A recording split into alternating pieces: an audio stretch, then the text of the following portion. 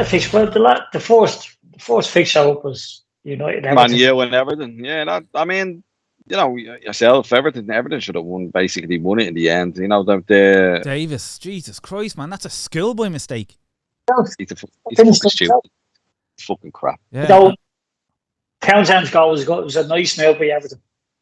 Nice finish. Terrible play by Fred, though, in the middle. It was. I mean, I know United fans were on his back, but it was really bad, man. You got to take him out. Take a yellow. He would have only gotten a yellow. So, you know what I mean? There was a few players around. Was it Gray, is it? Off Leicester? No, not Gray. Yeah, Gray. Yeah. Off Leicester. Jeez, but he played for Leicester. Yeah. He should have taken a yellow. Yeah, we didn't. To be fair, nice finish by Townsend. Oh, yeah. From an Everton angle, very good goal. But that was from a United corner. It's terrible. I mean, they got lucky in a couple of bleeding results, man. Fuck me, man. And the next 6 weeks of their season, holy fucking shitballs. Who they got coming up? What's their fixtures? Leicester, Spurs, Arsenal, Chelsea, City, Liverpool. Now the other side of the coin is United play well against top teams. They're like the way Liverpool used to be. Give the top game a hand, top team a game, and then you go and you fucking draw against Swindon at home or something, or fucking back in the day. I think Palace are starting to show attributes like just playing like with pace and power, that way. And that seems to be the way they're playing now. Man, Edward is a good foil up front. He seems to bring everybody into the game, because he's clever and he's holds the ball up well. A man that young player from Chelsea that they have on loan. What's his name? Gallagher. I should say the Irish way. Oh right, yeah. They hold away. Yeah, Chelsea will probably take him back. Yeah, he was at West Brom last year. That's where I know him from. Yeah, he was there last year. They have him and your man Gilmore. I mean, I don't know whether they make him or not, But at Chelsea, but he has a Premiership career anyway. You could say at least on his ability so far. Leicester, you don't know what you get with Leicester week in, week out. I don't think it suits Rodgers to play European football. It's just every time when he goes to a club, it's go all over the place. Once he has Europe in the mix, you don't think he can balance. He knows how to balance the squad. Same again there on Sunday. They played Croatia, and Thursday got beaten.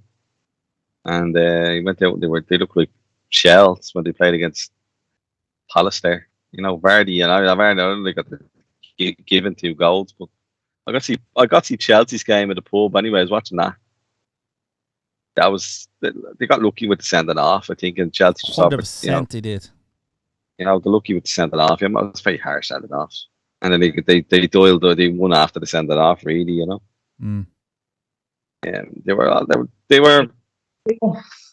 3-1, yeah. They were going on the ropes a bit, Yeah. Well, here's the thing, right? Newcastle have got that money in the back pocket in the era when Messi and Ronaldo were coming near the end. It's just free transfers. That's the big thing. They reckon that the only way clubs like Bayern Munich are very good at it is to shop for these free transfer players. That's the only way you're going to get a fucking Mbappe and all this like. You have to have a name as well. Bayern will get that. Newcastle won't get that. And I think took City 5 years to build a name. Yeah, but the thing and they had to go through the Europa League first as well. I think this is going to be the next phase of the superstardom. It's going to be about their wages realistically, but they're going for no fee. So it's like what Mbappe is doing with PSG, allegedly, obviously. He signed his contract and he was always leaving at the end of the contract, was always going on the free because his agent is probably saying, you're in the French league, it's all good. He is French as well, so he knows the crack. Says the only way you're realistic, another team in the world, if you keep this up, is going to be able to afford you, is if you write that contract down. Forget about a next move if you sign a new contract. What's left in his contract? 6 months. Yeah, this is his last season. There you go. Yeah. Like if he signs a new contract, he's just priced every like. Club out of a move. From. West Ham and Brentford were just shocked. Fucking, that was it. Well, was it? I think everyone's realising now officially Brentford are now pushover. Yeah. It looks like they'll stay up more so than Norwich. 100%. I'd be shocked if they don't stay up. Your man Tony off Brentford, that's the type of player Newcastle will buy. Start making their splash. That's the type of player. these lads on the fringes. That's how you build your side, and then you get you get 6, 7 place with that side. Have you linked any players yet, Eddie? Newcastle. I like the manager. I think. Well, I see. I don't think that. I think they need a squad builder manager if they get on there. You know, I don't saw think them linked to Conte. Coutinho already. Well, yeah, because that's cheap. That's the type of signing they should make. You know. Yeah. He's a Chelsea supporter, so he pinged on, went on live today. Like straight away, he pinged up a video as soon as the takeover got finalised. So he's on his camera and he's obviously on a selfie mode and he's talking. He goes, "This is a game changer. How much money has gone into this?" And you're sitting there, it's like, what are you showing about? Fucking Chelsea supporter talking like that. Fucking Abramovich. We all lived through the Abramovich years. What the fuck are you talking about? And this is the game changer. No, that was a good win for Leeds, but they needed that win. You know. Yeah. You know, I've seen the highlights of it. It's a scabby one now, but you take it. Yeah, that's the thing, isn't it? It's like if you follow Leeds, they needed that win badly. They're on a bleeding dodgy roll, man. Dodgy roll. Oh yeah, Ranieri. I didn't see that one coming. In fairness, I wasn't even thinking Ranieri. Yeah, but the thing was, it was so weird that every rival in the football, apart from say near the end of Spurs fans, every football fan rooting for Leicester. I've never experienced that. It was so weird. Like to be in the bar surrounded by, you got Liverpool, United fans and Chelsea, and everyone celebrating Leicester. That's never happened. I've never seen that in my life. But, no, good game on Sunday. Really good game. Yeah. Fair enough result though. Yeah, it's not fair. I thought he could have had a pen on the first half. I definitely think Billy caught him. Fouled going through. It would have been a penalty last season for sure. Yeah, definitely. Fairness. I thought like Liverpool had terrible first half. They started well, and after 10 minutes, it just went to shit. I thought they, whatever game plan City cottoned onto it and just made the pitch really big. And when they got the ball into the thing, like they were cutting across the back of the fullback really easy, Then obviously Liverpool were dead lucky to get in with nil, thanks to the keeper using Grealish well. Like kind of as a false forward, that way, and he was getting in amongst Liverpool's midfield. Liverpool's midfield was shocking. Silva's up there, one of the best in the league, and when he's on his game, City click. He was quality. His link-up play was actually threw balls into Foden. There's about 5 or 6 of them in the match, just opened Liverpool up. Yeah. Foden should have scored twice in the first half. Yeah. And he took his goal in the second. He put right where Alisson put it. Get it, They overloaded the midfield. They don't, because you don't have a striker. This is the whole thing. I got tired of always saying, "Oh, they did all the possession." It says, I fucking hope so. You look at the game back. You take one of Liverpool's. Yeah, you know what I mean. So Liverpool's central defenders were standing vacant, so not really marking anybody. They're marking space a lot of the time because let's say on an average team with forwards, they're kind of near them. They're dropping in midfield. They've got 5 midfielders.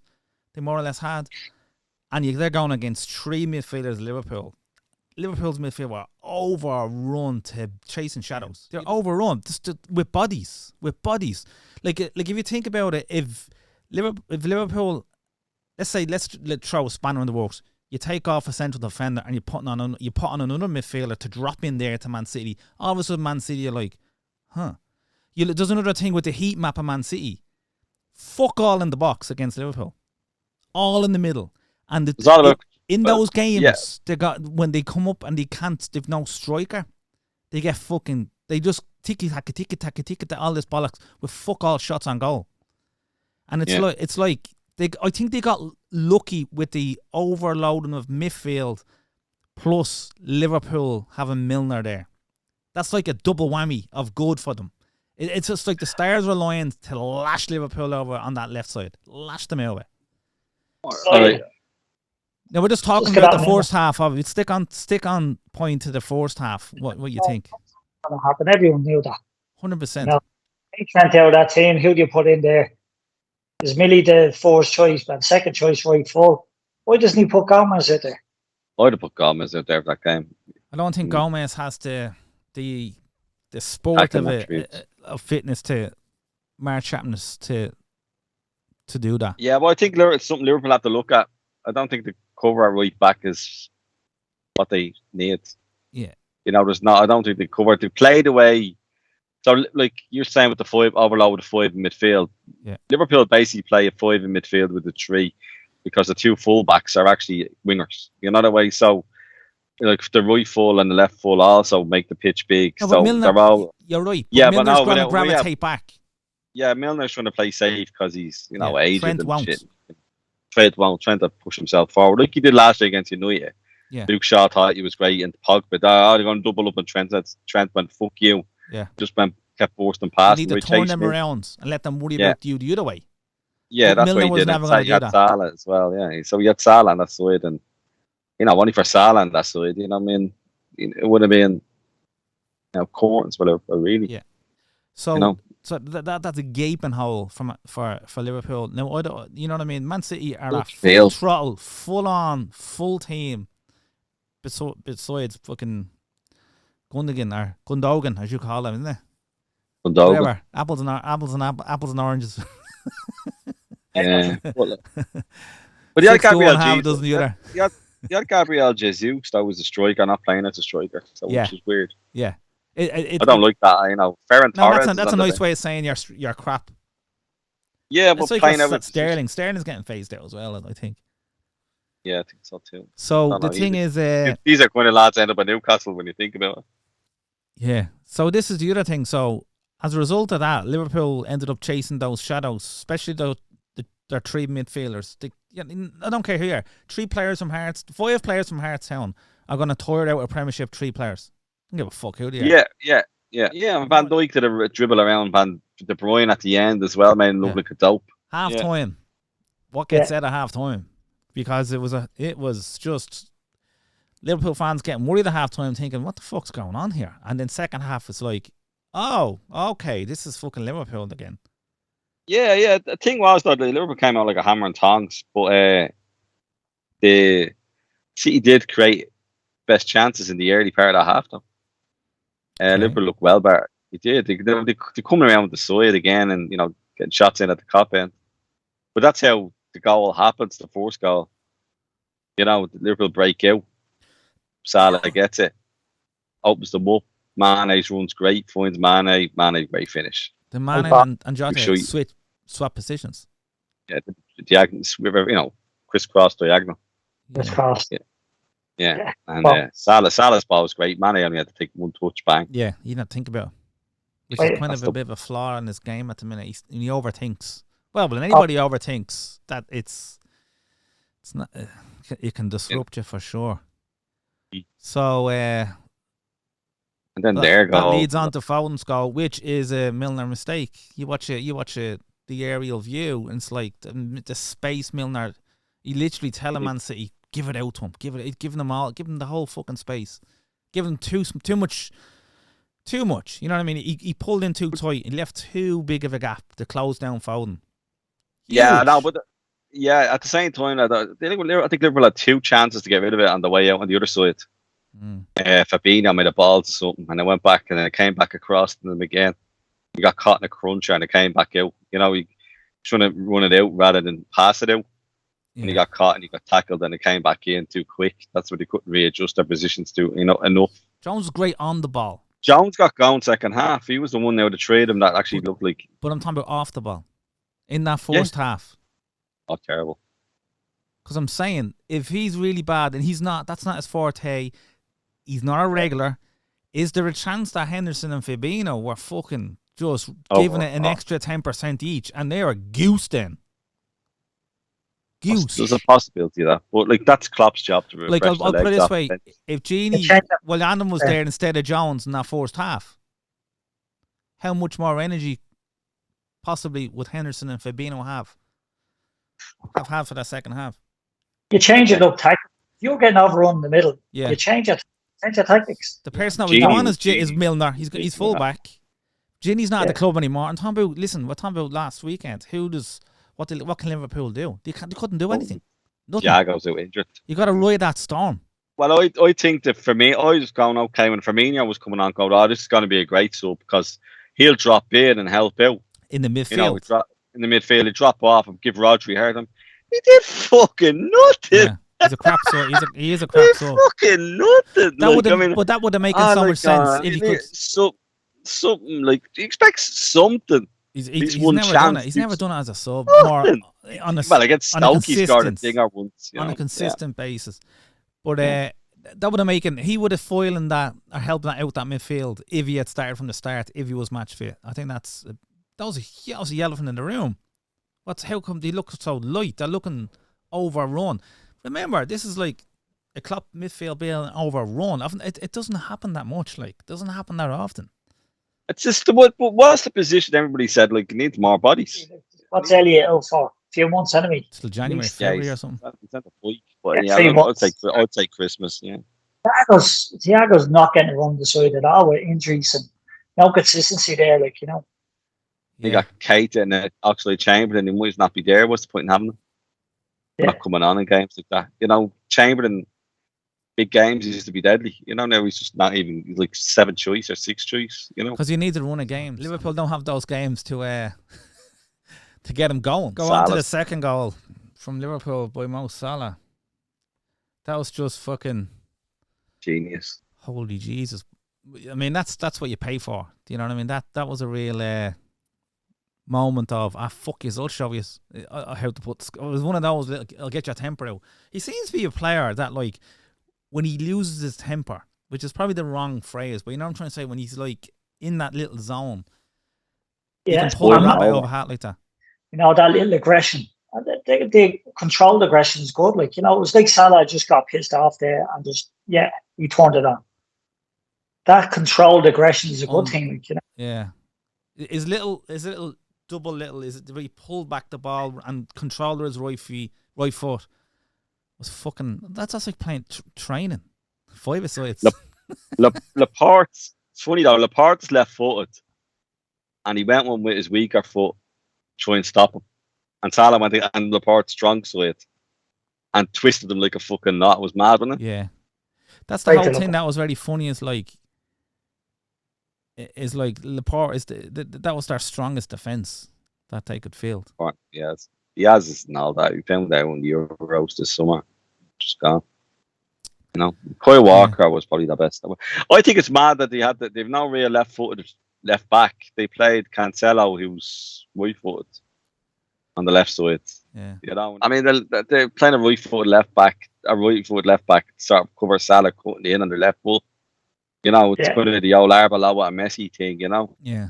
Now, Salah do it, that's the most fullbacks, like, you know, just turn them inside out.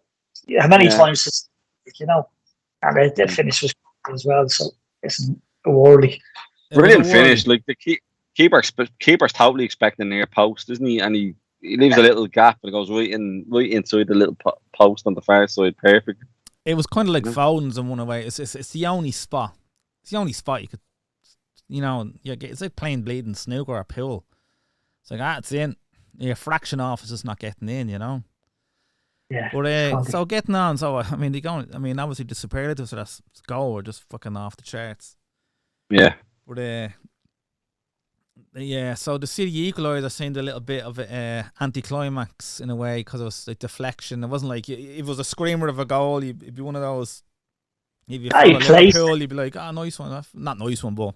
I think De Bruyne is on the way down. He wasn't. He didn't have that good a game. I think he's on the way in as well. I think he's born down. I watched him tonight for Belgium against France, and he's just getting the ball across in the first time all the time rather than looking up and trying to do something. I've always said he struggles. His Achilles heel is without the ball over time. He runs out of legs.